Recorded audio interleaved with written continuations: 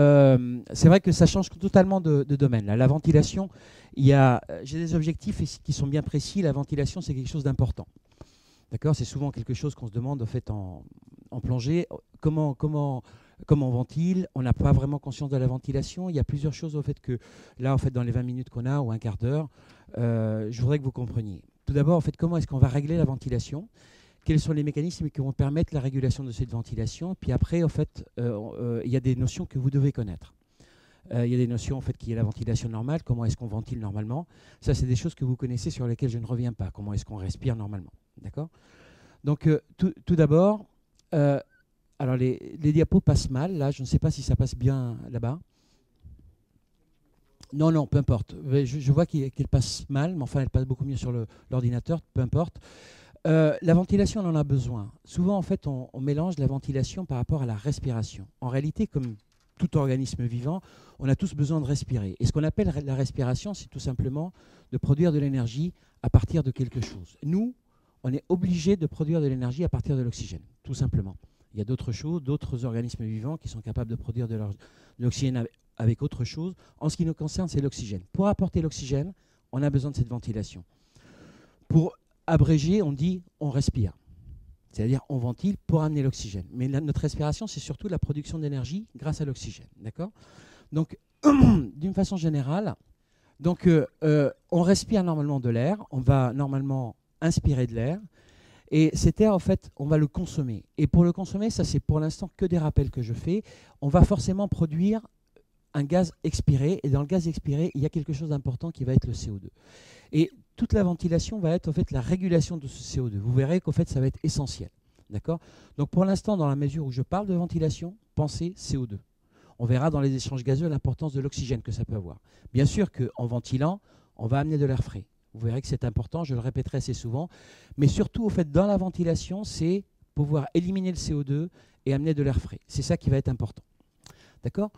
Donc, l'inspiration, qu'est-ce qu'on va faire pour pouvoir respirer? On va consommer de l'oxygène. Là, actuellement, on va l'appeler VO2, c'est-à-dire consommation d'oxygène. Et on va forcément produire du CO2. On va l'appeler VCO2, c'est-à-dire en fait le volume de CO2 qu'on va produire par tout simplement le métabolisme. Quand on va consommer de l'oxygène pour produire de l'énergie, on va forcément produire du CO2. Vous savez très très bien que quand on court, on produit plus de CO2. D'accord? Et on va voir que ça va être très très important. Et sans que vous ayez à réfléchir, vous allez régler votre ventilation, on verra comment. Donc, on continue. Et si on regarde un petit peu le schéma global de la ventilation, des échanges gazeux d'une part, et de ce qui se passe en fait dans l'organisme. On voit bien en fait ce bonhomme qui est là, qui est symbolisé avec une circulation très simple. Vous avez la circulation pulmonaire qu'on appelle normalement la petite circulation, la circulation pulmonaire. Et ça, on verra la prochaine fois en fait les échanges gazeux, comment ça se passe entre l'alvéole et le sang. À ce niveau-là, ce qui va être important, c'est que l'oxygène passe et surtout le CO2 passe dans l'autre sens. C'est-à-dire qu'on élimine le CO2. Le CO2 s'élimine uniquement au niveau de l'alvéole. Donc, comment est-ce qu'on va éliminer le CO2? C'est par la ventilation. On n'a pas d'autre choix. Et aujourd'hui, on ne s'attaque qu'à ça. Pour quelle raison on a besoin de ça? C'est tout simplement parce qu'au niveau périphérique, au niveau de la circulation périphérique, c'est-à-dire tout l'organe, tous les organes, normalement du corps, il y a l'arrivée de l'oxygène pour les cellules pour qu'elles puissent respirer et produire de l'énergie, pour qu'elles puissent faire un métabolisme normal. Et il y a une production de CO2 qui va se remettre dans la circulation veineuse. Et dans la circulation veineuse, il va arriver au niveau de l'alvéole avec une certaine concentration.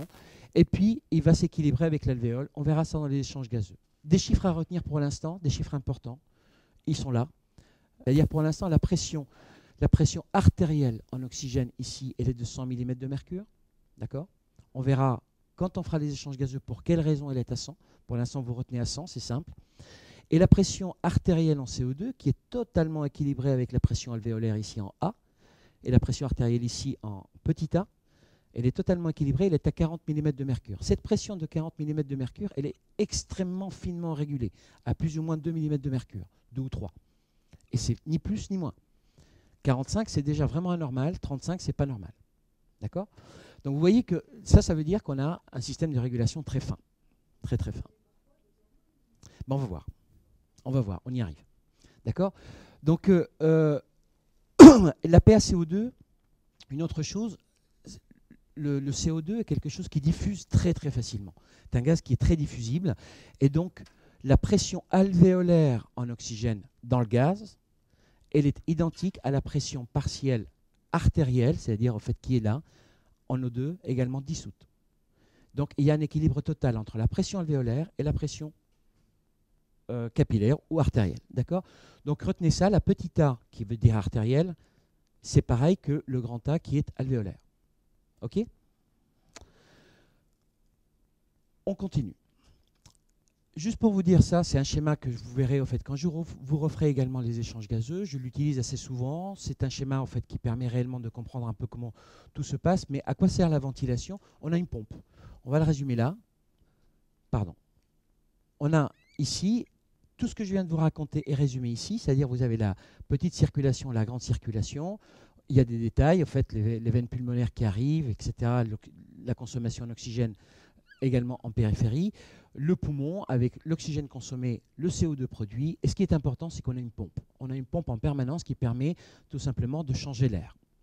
Et cette pompe, c'est tout simplement le diaphragme, les muscles respiratoires, et on va voir comment c'est commandé. Et une chose qui est très importante, c'est le contrôle de la ventilation qui est neurologique. Et on va voir en fait comment ça marche. Mais avant de voir comment ça marche, on va surtout voir en fait qu'est-ce que c'est la ventilation exactement. Donc, ça, c'est des choses que vous connaissez. Je ne veux pas revenir dessus, je ne veux pas vous les décrire, mais je vais de ce schéma qui est tout simplement en fait dans la capacité vitale. Vous le connaissez tous ce schéma, hein, on est bien d'accord. Hein, de la capacité vitale, c'est-à-dire de toute la réserve en fait de déplacement de volume. Ça, c'est un volume. On ne parle pas de ventilation parce que la ventilation va impliquer associé à un rythme respiratoire, donc c'est un débit. Donc par rapport à cette capacité vitale, on a un volume qui va être très très important pour régler, et donc on a de la marge aussi bien en inspiratoire qu'en expiratoire, c'est le volume courant. Et ce volume courant, on va l'analyser maintenant, puisque vous connaissez ça, un petit peu plus en détail. Donc, qu'est-ce que c'est le volume courant par rapport à la ventilation? On a ce volume courant, donc c'est des volumes statiques, c'est-à-dire qu'on voilà, on est capable de faire... On inspire de façon active, on active les muscles, et puis on se relâche, et voilà, on a déplacé un volume courant. Ce volume courant, lorsqu'on le multiplie par la fréquence, c'est tout simplement ce qu'on appelle la ventilation. Et c'est ce qu'on va ventiler qui va nous permettre d'éliminer le CO2. Tout simplement, là, qu'est-ce que c'est l'objectif de la ventilation normale? Je vous l'ai dit, et je vous le redis, et je vous le redirai. C'est surtout, en fait, assurer le renouvellement de l'air alvéolaire et de rejeter le CO2. Permettre tout le temps d'avoir un CO2 qui est aux alentours de 40 mm de mercure à plus ou moins 2 mm de mercure. C'est vraiment très très finement régulé. Donc ça, il y a un système qui est assez fin. N'oubliez pas une chose, le CO2, un gaz très diffusible, très très diffusible. D'accord? Et donc, voilà l'objectif de la ventilation normale. Et ça va être par le réglage de ça, en fait, pour la formule. Tout simplement, la ventilation, c'est le volume courant multiplié par la fréquence. Vous avez quelques chiffres que je vous mets en petit. Vous pouvez plus ou moins les retenir. On est aux alentours de 700 mm de mercure, 700 millilitres de volume courant, aux alentours de 15 cycles par minute, d'accord, et un volume total de respiration aux alentours de 10 litres par minute. Bon, vous imaginez bien que ça, c'est des chiffres qui sont au repos, que cette ventilation peut augmenter si jamais on a un stress, si jamais on fait un effort, etc., etc. Néanmoins, cette ventilation, même si on doit s'adapter, elle va s'adapter pour que toujours la 40 mm de mercure, la PaSO2 reste à 40 mm de mercure. Parce que le fait de rester à 40 mm de mercure permet en fait d'avoir des gaz alvéolaires bien précis. Et ça, on verra après. Donc, en revanche, par rapport à cette ventilation qui est normale, quand avoir 40 mm de mercure, on a des variations que vous connaissez. Pas d'hyperventilation lorsqu'on fait une apnée, avant une apnée. Pourquoi? Parce que l'hyperventilation va entraîner plutôt une diminution du PCO2, de la PaCO2, de la PaCO2 alvéolaire, donc de la PaCO2 sanguine, et donc elle va perturber des régulations neurologiques. Et une hyperventilation va entraîner une diminution de la PaCO2, et donc on va parler d'une hypocapnie. L'hypoventilation, ça va être le contraire. Donc tout retentissement sur notre ventilation globale va avoir un retentissement quasiment immédiat sur cette circulation PCO2, donc on va avoir tout de suite une régulation qui va s'adapter. Un exemple tout de suite, je vous le donne, et également on vous le répétera, vous hypoventilez pour X raisons, par exemple vous faites une apnée, qu'est-ce qui va, oui par exemple, qu'est-ce qui va se passer? Vous allez avoir l'impression d'être essoufflé. Donc vous avez tout de suite une stimulation. On va y arriver après en détail. Vous avez une hyperventilation. Qu'est-ce que vous allez avoir? Vous allez avoir une hypostimulation. Plutôt, vos centres neurologiques vont être éteints. Donc, vous voyez qu'on a une régulation fine.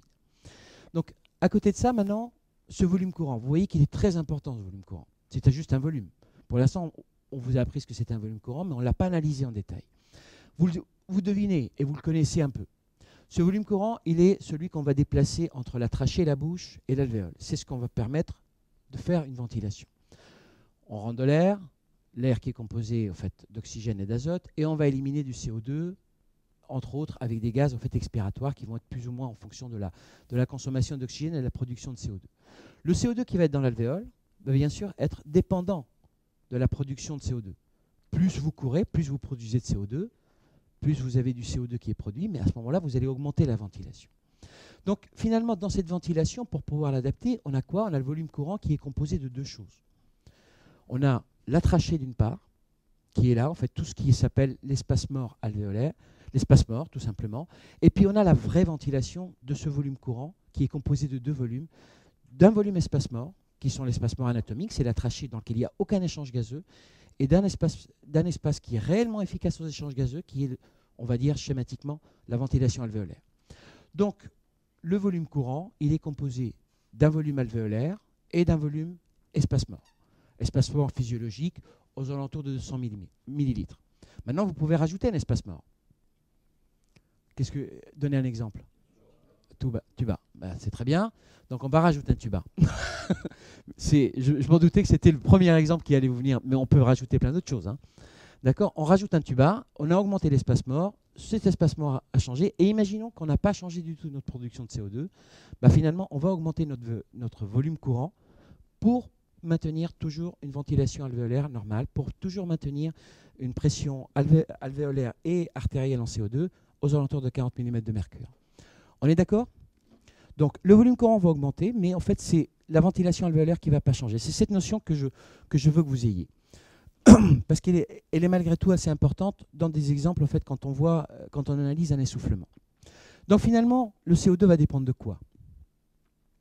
La PaCO2, parce que c'est ça qui est important. Jusqu'à maintenant, je parle d'une PaCO2 à 40 mm de mercure. Elle va dépendre de quoi? Pour ceux qui aiment les formules ou ceux qui n'aiment pas les formules, peu importe, la PaCO2, je vous ai dit, alvéolaire, la pression alvéolaire qui est en CO2, elle est pareille que la pression artérielle en CO2, puisque ça diffuse très très bien. Elle va être totalement proportionnelle à la production de CO2 et inversement proportionnelle à la ventilation. Plus on ventile, plus elle baisse. Plus on produit du CO2, plus elle monte. Et tout ça, c'est très simple. C'est très simple. On règle la ventilation en fonction de notre production de CO2. D'accord? C'est aussi simple que ça. On fait de l'effort, on augmente notre production de CO2, ben on va augmenter notre ventilation en conséquence. En revanche, si notre ventilation n'est pas du tout bonne, par exemple quelqu'un qui respire avec à 100 par minute, qu'est-ce qu'il déplace? Il ne déplace rien comme volume courant, rien du tout. S'il respire à 100 cycles par minute avec un volume courant de 200 millilitres, sa ventilation alvéolaire, elle est presque nulle. Vous voyez ce que je veux dire? Parce qu'il ne ventile que son volume mort. Quelqu'un qui respire à 5 cycles par minute, mais qui fait au fait quasiment toute sa capacité vitale, sa ventilation alvéolaire est énorme. Donc vous voyez que ce n'est pas que l'essoufflement, que la fréquence respiratoire qui signe d'une hyperventilation ou d'une hypoventilation, c'est surtout au fait qu'est-ce qu'on déplace comme volume et quelle est la ventilation réellement efficace. D'où cette formule qui est simple pour ceux qui veulent le retenir. Ceux qui n'aiment pas retenir ça sous forme de formule, c'est exactement ce qui est écrit en dessous. La pression alvéolaire en CO2, elle dépend de la production de CO2, et donc l'air capni en quelque sorte, et ou inversement, elle est inversement proportionnelle à la ventilation. D'accord? C'est tout simple. Est-ce que vous avez des questions là-dessus? Non? Ça vous semble clair? Bon. Donc on avance et puis maintenant on rentre un peu dans la régulation. C'est-à-dire qu'on a vu mécanistiquement comment ça doit marcher et ça comment c'est réglé. Tout à l'heure Vanessa me demandait est-ce que c'est hormonal? Bon, on va voir. On va voir. Tout d'abord, hormonal, ça peut être, mais ça peut être une adaptation. Par exemple, on est stressé, on ne respire plus correctement. L'adrénaline, elle va stimuler au fait des muscles, et il va y avoir des choses. Donc tout ceci va être des commandes assez complexes. La régulation elle-même de la ventilation et de la respiration, elle est relativement complexe. Donc, dans sa complexité globale, je vous demande de retenir certaines choses. Quand vous dormez, vous ne réfléchissez pas comment vous respirez. Par contre, si vous avez envie de vous arrêter de respirer, vous pouvez. D'accord ? Le cœur, ce n'est pas la même chose.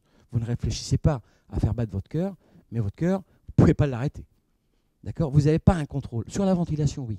Et ça, c'est vraiment quelque chose d'unique. Donc, là, ce que je vais vous montrer, c'est comment ça marche sur le plan neurologique, comment c'est réglé. Bien sûr, je vous montrerai que c'est plus complexe que ça, mais je vous montrerai ici sur les diapos ce qu'il faut que vous reteniez, les choses importantes. Donc, tout d'abord, comment marche la respiration sur le plan rythmique? C'est-à-dire, qu'est-ce qui va commander ça? D'accord? Il y a quelque chose qui commande. Et d'autre part, en fait, expliquer la réponse ventilatoire. Ce n'est pas forcément les hormones, même si en fait, il peut y avoir un stimulus circulant en fait, ou éventuellement enfin, d'autres choses. Je vais arrêter à deux stimulus qui sont importants, deux stimuli importants, l'hypoxie et l'hypercapnie. Et on va voir ça plus en détail. Et puis, connaître, vous verrez que c'est appliqué toujours, en fait, connaître les principales applications en plongée, de l'importance de cette connaissance physiologique. Donc, contrôle de la ventilation, c'est forcément neurologique, mais vous n'y pensez pas tout le temps. Donc pour ça, il y a normalement un pacemaker, c'est-à-dire quelque chose qui va entraîner toujours une stimulation, clac, clac, clac, en respiration tout le temps. Et ça va se trouver au niveau du tronc cérébral. Toute cette commande va se trouver au niveau du tronc cérébral, dite bulbe protubérantielle, à ce niveau-là. Donc, l'automatisme vient au niveau des noyaux centraux. C'est-à-dire les noyaux centraux, vous avez vu ce que c'est un neurone, en gros. D'accord, il y a un corps neuronal, il y a l'axone. Ben, c'est là où il y a les corps neuronaux. D'accord ? Un noyau, c'est à peu près ça. C'est là où il y a des commandes. Ce n'est pas quelque chose de relativement précis pour la ventilation, mais toujours est-il, ça se trouve ici, on le schématise d'une certaine façon et on va voir à quoi ça correspond. Ça donne quoi? C'est à partir de là que les motoneurones vont partir, ils vont innerver les principaux muscles respiratoires. J'en ai mis deux, les intercostaux, j'ai mis le diaphragme, bien sûr, qui est le principal, il y en a d'autres. Hein. Vous avez les scalènes, vous avez plein d'autres muscles respiratoires accessoires. Vous voyez bien que quand on expire, on a plusieurs sources pour expirer. Mais disons, c'est de là que partent les neurones et ils vont innerver des muscles utiles pour la ventilation, tant inspiratoire qu'expiratoire, où on est capable d'expirer. D'accord ? À côté de ça, vous êtes capable de ne pas réfléchir à votre respiration, heureusement, parce que sinon vous ne pourriez pas dormir, ça serait un enfer. Et puis en même temps, vous êtes capable de le contrôler. Donc tout ceci est relié forcément au cortex cérébral. Pour l'instant, vous n'y avez pas pris conscience de tout ça. Vous y réfléchissez pas. Mais néanmoins, en fait, pensez-y et vous allez voir, en fait, petit à petit, on va essayer de respirer ensemble sur certaines choses. Vous allez voir comment c'est réglé. C'est réglé finement. Donc, à côté de ça, il y a des choses qui vont contrôler. Parce que le but de cette ventilation est de contrôler la PCO2 et contrôler la capnie et contrôler en fait, l'élimination du CO2. C'est ça le but de notre ventilation. Il va y avoir des chémorécepteurs centraux, on va voir comment ils marchent. Et c'est là que ça va se passer. C'est normalement le CO2 qui va être détecté au niveau central, au niveau bulboprotubérantiel, au niveau du tronc cérébral. Là, il y a des capteurs qui disent « Ah, le CO2 a augmenté, il faut que je règle ma ventilation. » Et c'est réglé extrêmement finement. Et puis, on peut avoir besoin d'oxygène. Et ça, on verra dans les échanges gazeux qu'on peut avoir besoin d'oxygène. Et je vous le montrerai aussi avec la régulation. Qu'est-ce que j'ai dit? Oui, il y a la détection de l'hypoxie, c'est-à-dire que quand l'oxygène baisse, c'est détecté surtout par ce qu'on appelle des chémorécepteurs. Vous ne voyez pas très très bien, en fait, les couleurs ne passent pas très bien là-dessus. Si, vous voyez, ce sont des chémorécepteurs périphérique. Donc l'oxygène, lorsqu'il baisse, il va augmenter le CO2. On verra dans les échanges gazeux pour quelles raisons. Aujourd'hui, je préfère ne pas voir pour ça, mais juste retenez, l'oxygène, quand il baisse, il stimule la ventilation. À la rigueur, c'est normal, je peux vous dire très simplement, lorsque on hyperventile, on va baisser notre quantité de CO2 dans l'alvéole et on va augmenter proportionnellement notre quantité d'oxygène dans l'alvéole. D'accord ? Donc c'est la raison pour laquelle l'hypoxie stimule la ventilation. On hyperventile lorsqu'on a une hypoxie, tout simplement pour baisser le CO2 dans l'alvéole et d'augmenter la quantité d'oxygène. C'est clair ça ou pas? Bon, de toute façon, ça, je vous le dis uniquement, là, ce qui est important de retenir, c'est que les chémorécepteurs, les détecteurs, pour pouvoir stimuler la ventilation périphérique, vont s'occuper de l'oxygène, de la quantité d'oxygène, les chémorécepteurs qui vont permettre centraux vont détecter toute augmentation du CO2. CO2 au centre, oxygène en périphérie. On a notre système neurologique, c'est en contact avec l'extérieur, c'est-à-dire on fait des mouvements, on perçoit quelque chose, mais là en fait on a un motoneurone, c'est quelque chose de moteur. C'est le neurone qui va permettre de faire un mouvement. Et là notamment, vous avez un neurone qui permet de faire un mouvement, une activation en fait d'un muscle. Il innerve un muscle. Et vous avez d'autres neurones également, par exemple ceux-là, d'accord ? C'est des neurones aussi. C'est un chémorécepteur. C'est des neurones qui vont permettre en fait, de détecter et de donner un signal au niveau central. Vous avez des neurones également qui permettent, et on verra ça cet après-midi, de détecter en fait, des variations de vibration pour l'audition, d'autres l'olfaction. Donc ce n'est pas forcément des motoneurones, c'est des neurones sensitifs. Là, c'est un motoneurone, il y a une notion de motricité derrière. C'est ça ce que je veux dire par motoneurone. D'accord ? C'est peu une motocyclette, hein. D'accord ? Donc, maintenant, j'ai dit sur le plan central. Là, je vous donne ça et on va essayer de réfléchir un petit peu comment on respire pour vous donner quelques exemples. Ça, ce n'est pas à retenir de façon détaillée, mais tant qu'à faire, puisqu'on parle de la régulation, pour une fois, je préfère vous en parler une fois pour toutes. Tout ça se passe, bien sûr, au niveau du tronc cérébral. Mais comment c'est organisé au niveau du tronc cérébral ? Comment est-ce que ce pacemaker marche ? Arrêtez-vous de respirer un peu, enfin, d'écrire, de m'écouter et regardez comment vous respirez. Vous inspirez une fois, vous expirez, vous avez un temps expiratoire 2 fois supérieur au temps inspiratoire. D'accord ? Et puis, maintenant, prenez un soupir. Vous avez un temps expiratoire encore plus long. Qu'est-ce qui vous règle tout ça ? D'accord ? Automatiquement, vous avez réglé votre temps expiratoire en fonction de votre temps inspiratoire. Ce n'est plus que la ventilation. Et tout ça, c'est réglé là, au niveau central. Alors, au niveau central, tout simplement, vous avez plusieurs choses. Vous avez des trucs, des motoneurones, des noyaux, c'est-à-dire un ensemble de corps, des noyaux, des neurones, des corps neuronales, qui vont entraîner tout simplement une stimulation. Il y a plusieurs noyaux. Il y a le noyau dit principalement inspiratoire, il va aller vers les muscles inspiratoires et activer les nerfs inspiratoires. Et vous avez des noyaux autres, peu importe leur position, ventrale, dorsale pour l'instant, et qui vont activer plutôt les nerfs expiratoires, c'est-à-dire qu'ils vont expirer. Et forcément, lorsque vous expirez, il faut bien lui dire au neurone qui inspire, toi tu t'arrêtes, et puis vice-versa. Donc ils sont toujours en communication l'un avec l'autre. Bien sûr, ça, pour vous, ce n'est pas à retenir, c'est juste pour vous décrire globalement comment ça marche. D'accord ? Et tout ceci, c'est relié, puisque je viens de vous montrer que quand vous inspirez une fois, le temps expiratoire est 2 fois plus long. Et ça, c'est réglé en fait par des choses qui sont des centres apneustiques et le centre également pneumotaxique, qui permettent un peu comme vous avez un potentiomètre sur une chaîne IFI, de régler ça finement.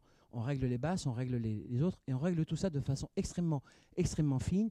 Et ici, par exemple, le centre apneustique, il va allonger l'inspiration. Le centre pneumotaxique, il va plutôt la raccourcir. D'accord ? Et tout ceci va être en contact, inhiber l'un l'autre, sans que vous ayez à réfléchir. Tout ça pour vous dire que souvent on dit le gasp avant de mourir, tout simplement c'est parce que c'est à ce niveau-là, il n'y a plus de circulation, c'est totalement coupé. Les personnes qui meurent, tout simplement parce que cette inhibition est totalement coupée. D'accord ? Il n'y a plus du tout de circulation. Là, en fait, il n'y a plus du tout cette inhibition. D'accord ? Et le centre apneustique veut dire gasp, tout simplement. Et on gaspe juste avant de mourir, tout simplement, parce que ça devient totalement autonome. Ça, ce n'est pas autonome. Un gasp, c'est une inspiration très très longue. Et ça, on les voit, en fait, les patients, quand ils sont en train de mourir, c'est souvent ça. Ils font un gasp, c'est tout simplement qu'il y a une déconnexion totale. Je schématise, hein, mais une déconnexion totale de ces communications, de cette régulation fine au niveau du tronc cérébral. Bien sûr, ça c'est pour vous pas à retenir, mais sachez que la régulation est complexe, c'est réglé finement, et tout ça c'est réglé par le CO2. Et je vais finir par ça. Et pas que par le CO2, vous voyez bien que si je peux faire ça comme je veux, tout ceci peut être parfaitement contrôlé de façon volontaire, et c'est grâce à ça qu'on est capable, de faire des expirations quand on vous dit forcer sur l'expiration quand vous faites un effort pour éliminer le CO2, faire une apnée, sinon on ne pourrait pas. D'accord ? On contrôle notre respiration comme on le souhaite, mais on est capable de dire Bon, maintenant je la laisse sur le pilote automatique et je vais dormir. Mais voilà, c'est quelque chose d'unique que nous avons, quelque chose de totalement autonome et qui en même temps, on a la capacité de le contrôler par la volonté. Mais à côté de ça, c'est-à-dire que lorsqu'on n'a pas besoin de le contrôler par la volonté, et parfois on n'arrive pas à le contrôler par la volonté, quand on est essoufflé vraiment, on est vraiment essoufflé, il y a des choses qui disent il faut ventiler davantage, il ne faut pas ventiler davantage, etc. Et ça, c'est quelque chose qu'on ne contrôle pas forcément de façon volontaire. Ça veut dire qu'il y a des détecteurs, au niveau corporel. Et deux choses qui sont importantes à retenir sont, premièrement, l'oxygène, d'autre part, le CO2. Premièrement, la régulation à l'oxygène. Et je vous donnerai un exemple. Quand vous manquez d'oxygène, vous savez bien que vous êtes essoufflé. D'accord ? Et qu'est-ce que vous faites ? Vous hyperventilez. Et là, vous avez l'illustration de ça. Par exemple, on prend quelqu'un et on le met sur une PaCO2, une pression de CO2 totalement constante qu'on va fixer à 40. Donc c'est ça, on dit on ne va pas régler là-dessus. Et on va faire baisser petit à petit la quantité d'oxygène inspiré. D'accord ? Expérimentalement, on va le faire respirer de moins en moins. Et on s'aperçoit qu'à partir de 50 mm de mercure, de pression artérielle en oxygène, la ventilation va augmenter énormément. Donc il y a une stimulation réelle des centres inspiratoires lorsque la pression artérielle en oxygène baisse. Donc l'hypoxie entraîne une stimulation de la ventilation. Maintenant, tout ceci se trouve au niveau périphérique. Au niveau périphérique où ? Au niveau de la bifurcation carotidienne, là, et au niveau de la crosse de l'aorte, là. Pourquoi au niveau artériel ? Pourquoi au niveau de ces deux vaisseaux les plus importants ? Parce que ce qui nous intéresse, c'est surtout comment on va oxygéner notre corps, les cellules. Donc c'est vraiment le premier détecteur. Ça ne sert à rien de détecter la quantité d'oxygène dans les veines, c'est dans les artères qu'on va les détecter. Et où ? À la sortie du cœur. Là. Boum, boum. D'accord ? Donc là, on va avoir quelque chose. D'autre part, on va voir que, et ça je vous le dis, mais l'hypoxie, cette stimulation hypoxique, elle est potentialisée, c'est-à-dire elle est d'autant plus forte que le CO2 est bas, CO2 qui est aussi souvent lié au pH. Un exemple qui n'a rien à voir avec la plongée, mais quand même, que vous connaissez très très bien, et ça c'est totalement physiologique, c'est le séjour en altitude. Vous montez, vous êtes automatiquement en hypoxie, la pression artérielle baisse. Non pas que le pourcentage il a baissé d'oxygène que vous inspirez, la pression ambiante elle a baissé puisque la pression barométrique a baissé, la pression alvéolaire en oxygène a baissé, donc dans le sens ça baisse. Donc qu'est-ce que vous faites ? Vous faites une hyperventilation en réponse à l'hypoxie. Cette hyperventilation, notamment au niveau de l'Everest, vous hyperventilez tellement pour pouvoir récupérer un peu d'oxygène, vous arrivez avec des PaCO2 inférieurs à 10 mm de mercure. C'est dantesque. D'accord ? Au niveau de l'Everest, c'est dantesque. Tout ceci va entraîner bien sûr une diminution de la PaCO2 et une alcalose énorme. Les bicarbonates, etc. Donc il y a une réaction également là-dessus. Donc le pH augmente, ça donne des mal de tête. Ça c'est un peu plus complexe. Et une chose qui est importante, c'est également la stimulation au niveau rénal de l'érythropoïétine. C'est ce que les gens font. Ils vont s'entraîner en altitude parce que ça va entraîner une polyglobulie, parce que ça va entraîner une production supplémentaire d'hématie. Et en fait, c'est tout simplement les brouettes sur lesquelles on va transporter l'oxygène. C'est le transporteur d'oxygène qui va être important pour oxygéner les tissus. Donc vous avez deux principales réactions. Donc tout ceci ne se fait pas en 5 minutes. Et vous savez très très bien que pour monter jusqu'à l'Everest, si on monte, on prend quelqu'un d'ici, on le monte à l'Everest, on le met en haut, il est mort. Très simplement, tout de suite. Il ne peut pas tenir. Donc il y a besoin d'une acclimatation. Donc c'est relativement complexe. D'accord ? Une autre chose, une dernière régulation, c'est une régulation très importante, c'est le CO2. CO2 extrêmement bien réglé. 40 mm de mercure, plus ou moins 2. Vous voyez, c'est vraiment, j'insiste. Vous faites un effort, c'est pas grave. Automatiquement, vous augmentez votre ventilation pour maintenir cette pression alvéolaire à CO2 à 40 mm de mercure. Donc toute augmentation de la pression alvéolaire en CO2, toute augmentation, automatiquement, elle va entraîner une hyperventilation pour pouvoir la ramener vers 40. Et 40, bien sûr qu'il y a une stimulation à 40. Là, vous avez une augmentation proportionnelle de la ventilation en fonction de l'augmentation du CO2, donc de la pression artérielle en CO2 qui est la même que la pression alvéolaire en CO2. D'accord ? Elle va être détectée où ? Elle va être détectée au niveau central. D'accord ? Et elle va être totalement proportionnelle. Là, c'est pour une pression artérielle en oxygène à 100. Mais bien sûr que si vous baissez, vous rajoutez encore une hypoxie, c'est-à-dire un autre stimulus, elle va être encore potentialisée. Donc l'hyperventilation qu'on va entraîner, elle est d'autant plus forte qu'il y a une hypercapnie, d'autant plus forte qu'il y a une hypoxie. Hypercapnie et hypoxie. D'accord? Donc vous avez les deux stimulations de la ventilation. Alors, une chose importante, bon, là c'est une RMN cérébrale, la détection du CO2, le récepteur du CO2, c'est où? Au niveau central, au niveau exactement à côté des centres d'inspiration. Pour quelle raison? Le CO2, j'arrête pas de vous le dire, c'est un gaz extrêmement diffusible, ça diffuse très très bien, et ça diffuse avec beaucoup de facilité au niveau cérébral, et ce n'est pas du tout au niveau périphérique qu'on trouve les chémorécepteurs, ils sont centraux, ils sont dans le bulbe. D'accord? C'est là que ça détecte et ça répond immédiatement. Et c'est pour ça que c'est très finement régulé, c'est immédiat. D'accord? C'est vraiment immédiat. Ok, donc chémorécepteur central, il se trouve dans le tronc cérébral, je ne vais pas vous dire où exactement, enfin peu importe. Et puis le CO2 diffuse énormément au travers de la barrière hémato-encéphalique. La réponse est potentialisée par l'oxygène, l'hypoxie, je vous le répète, donc c'est assez facile. Tout ceci, on va le voir, on va le revoir. Ayez-le en tête, on va le revoir en fait dans son importance dans le cours sur l'apnée et les échanges gazeux. On va le revoir, en fait, tout ça en fait, la prochaine fois, pas aujourd'hui. Alors, en conclusion, et là j'ai fini, vous avez, pour comprendre la régulation de la ventilation, énormément d'applications en plongée. Vous avez tout essoufflement, il faut essayer de l'interpréter. Et puis tout essoufflement, il faut regarder comment il ventile. On regarde comment il ventile. Il ventile avec des gros volumes, c'est que franchement, il essaye à hyperventiler, il va baisser sa CO2. Mais il ventile avec des tout petits volumes, il va ventiler son espace mort, sa ventilation n'est pas efficace. C'est ce que je vous ai montré en premier. Physiologie de l'apnée, on verra son importance. Pour quelles raisons on hyperventile, pour quelles raisons l'hyperventilation est dangereuse, comment est-ce qu'on peut régler, quelles sont les conséquences en fait, lorsqu'on prolonge son apnée, la profondeur. On le verra également. L'effort, on maintient toujours sa PaCO2 à 40, malgré un effort, parce qu'on a augmenté la production de CO2. Donc vous voyez tout ceci, ce que je vous ai fait le plus simplement possible, vous pouvez toujours en fait l'adapter à toutes les circonstances. Une dernière chose qui est un peu exceptionnelle, et je sors un peu du cadre, en fait là je rentre dans le cadre, si vous avez un accident médulaire très haut situé, par exemple quelqu'un qui a brutalement mal ici, un accident médulaire très haut situé, une première crainte à avoir, c'est que ses centres respiratoires soient touchés. Et à ce moment-là, en fait, vous risquez d'être vraiment très embêté. D'accord? Et généralement, ça se retrouve au niveau de la quatrième cervicale. Je vous donne un exemple. C'est Superman qui a fait une chute de cheval. Il s'est luxé en fait, la quatrième cervicale. Il est obligé d'avoir un respirateur puisqu'il n'a plus les commandes qui marchent correctement. D'accord? Voilà. Bon, il est mort, mais après un certain temps. Après un certain temps. Au début, il était en fait, sur une chaise avec un respirateur. D'accord? Donc voilà, c'était pour vous illustrer. Est-ce que vous avez des questions dessus? Est-ce qu'il y a des choses que vous n'avez pas compris?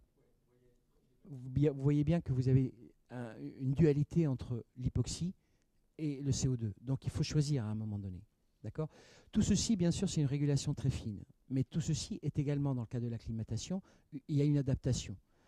Je vous donne un exemple pour l'apnée. Je vous le répéterai quand je ferai l'apnée. Un apnéiste très entraîné, il va s'adapter à des niveaux de CO2 très élevés. Un insuffisant respiratoire qui ne ventile pas bien, un insuffisant ventilatoire, je vais l'appeler, il va s'adapter et il ne va pas être perturbé alors qu'il va vivre avec des CO2 à 50 mm de mercure, sans aucun problème. D'accord? Quelqu'un qui est hypoxique en permanence, sa simulation périphérique va s'adapter. Donc il y a une adaptation de toute façon. J'ai parlé d'acclimatation. Mais c'est en fait une réaction immédiate. Nous, normalement, on a une PaO2 à 100 et une PCO2 à 40. D'accord? Donc, tout changement brutal, on va s'adapter immédiatement. Maintenant, si on est dans le cadre chronique, il y a une adaptation, forcément. Là, pour l'altitude, l'hypoxie, si tu n'as pas d'hypoxie, alors, je reviens à l'altitude. Si tu fais le calcul, et tu verras, en fait, parce que tu auras les diapositives, tu feras le calcul de la quantité d'oxygène que tu auras dans le sang. Si tu es au niveau de l'Everest, bah rien. Zéro. Si tu gardes une PaCO2 à 40, donc tu es mort. En revanche, si tu hyperventiles, tu vas augmenter proportionnellement la quantité d'oxygène dans ton alvéole, parce que tu as diminué celle de CO2. Et donc, c'est ça qui va te permettre de vivre. Donc, tu choisis. Et tu es obligé de faire ça. Et ça, c'est la physiologie. C'est juste retenir automatisme cérébral, comment marche le volume courant, simulation CO2 centrale, simulation hypoxique, périphérique au niveau au fait, artériel. D'accord? Et ça se potentialise tout ça.